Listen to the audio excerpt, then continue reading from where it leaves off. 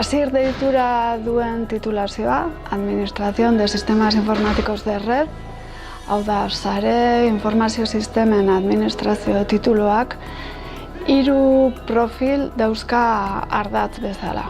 3 dira alde batetik teknologien, informazio eta telekomunikazioko teknologien bezero edo erabiltzaile dian arreta zerbitzua, hau da, matxurak, ero beraiek duten edozein gomendio edo beharrei erantzun askarra eman.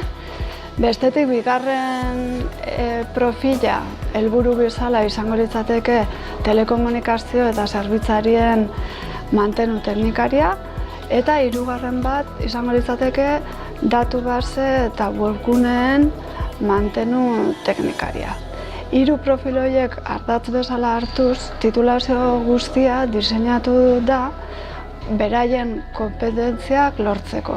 Orduan, banatzen ditugu urte eta erdi guzti hau, hainbat erronketan. Erronkak dira proiektuak, bai egun batekoak, 4 egunetakoak, 2 astetakoak, batzutan ikasgai baten materia lantzeko, beste batzutan profilari dagokion hainbat kompetentzia lantzeko, eta hortan datza helburua.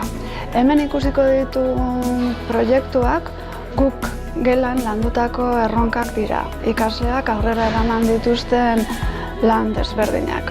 Espero gustoko izatea.